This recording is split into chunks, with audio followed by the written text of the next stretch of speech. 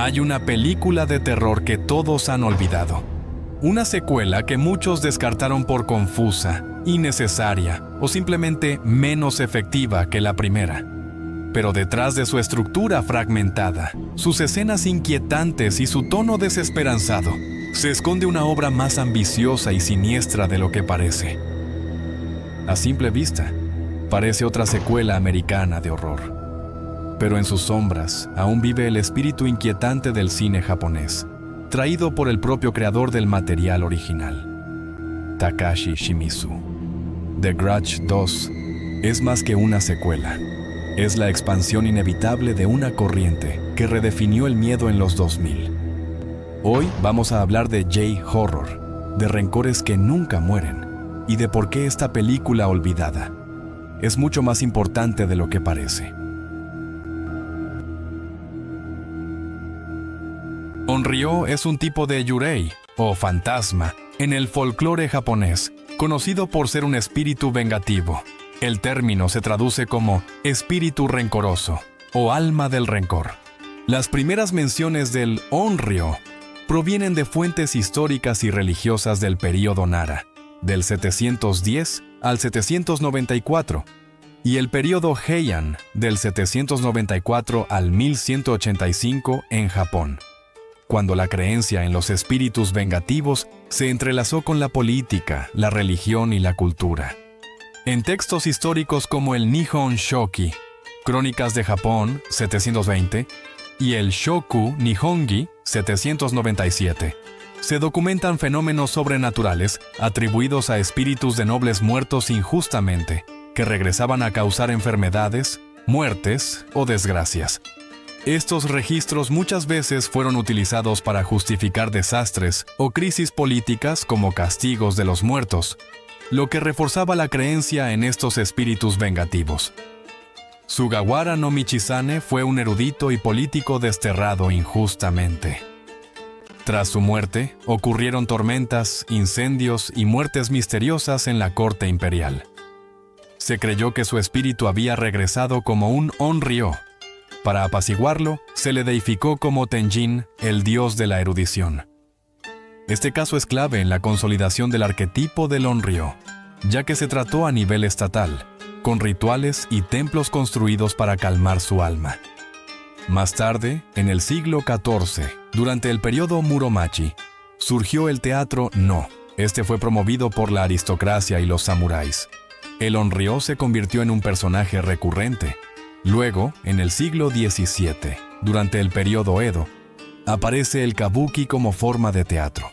Un entretenimiento popular colorido, exagerado y dinámico. Aquí los actores usaban maquillaje, a diferencia del teatro No, donde se usaban máscaras. Estos espectáculos mostraban a mujeres traicionadas o asesinadas que volvían del más allá con sed de venganza. Así, estas representaciones solidificaron la imagen visual que hoy asociamos con los fantasmas en el cine japonés. El J-Horror no se basa en el jump scare tradicional ni en la violencia explícita. Su verdadero terror vive en lo invisible.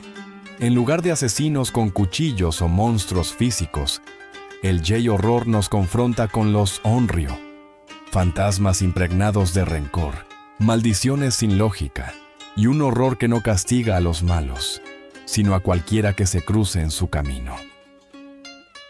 Ejemplos básicos del cine de horror japonés o J-Horror son Ringu, de 1998, Kairo, del 2001, Ju-On, The Grudge, del 2002, Dark Water, del 2002, y Noroi, The Curse, del 2005. El J-Horror se hizo tan popular que Hollywood compró los derechos de varias de estas películas, haciendo remakes como The Ring, 2002, The Grudge, 2004, y Dark Water, 2005. Pero en el proceso, muchas veces se perdió esa esencia fatalista, lenta y perturbadora, intentando hacerlas más digeribles para el público occidental. The Grudge 2, sin embargo, fue dirigida nuevamente por Takashi Shimizu, y por eso conserva algo del espíritu del J-Horror, incluso si fue producida en Hollywood. Takashi Shimizu, discípulo de Kiyoshi Kurosawa, recién salido de la escuela, dirigió 2 cortometrajes de terror para televisión. De ahí tomaría inspiración para escribir el primer guión de la primera película de Ju-on. Titulada Ju-on: The Curse, fue estrenada para video en el 2000. La película fue tan inquietante que se volvió viral antes de las redes sociales y obtuvo una secuela en video, luego 2 más en cine, y eventualmente atrajo la atención de Sam Raimi, quien lo trajo a Hollywood.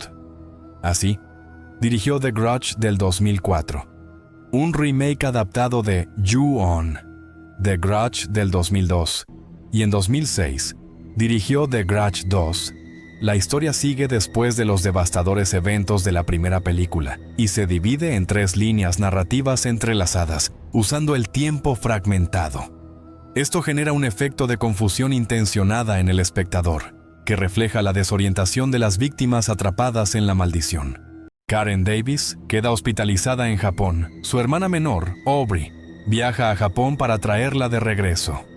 En Tokio, 3 estudiantes de secundaria se ven atrapadas en la maldición al visitar la casa.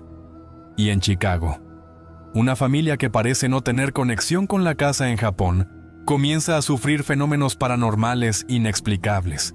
La narración salta constantemente entre diferentes personajes, lugares y momentos temporales, a veces sin advertencia. En muchas leyendas japonesas, el tiempo no es lineal como en Occidente. El concepto de mono no aware, la sensibilidad hacia lo efímero y la idea de que el pasado coexiste con el presente influyen en la narrativa.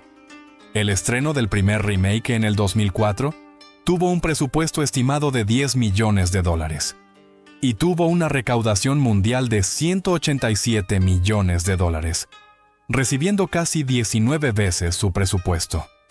Mientras que The Grudge 2 en el 2006 tuvo un presupuesto estimado de 20 millones, con una recaudación mundial de 70.7 millones.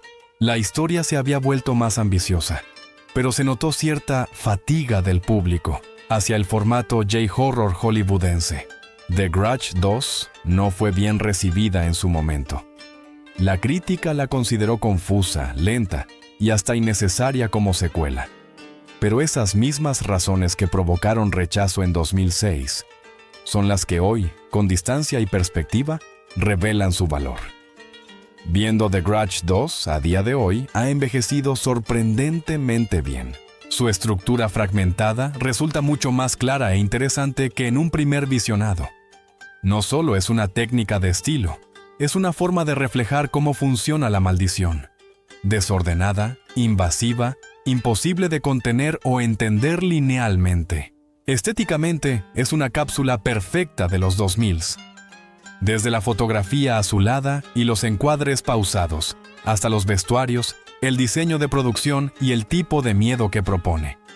Cada plano transmite esa época donde el J-horror estaba en su auge en Occidente, y donde el terror apostaba más por lo psicológico que por lo explícito. ¿Ya la viste? ¿Cuál de las 3 fue tu historia favorita? Cuéntanoslo en los comentarios. Y síguenos para más conversaciones de cine como esta.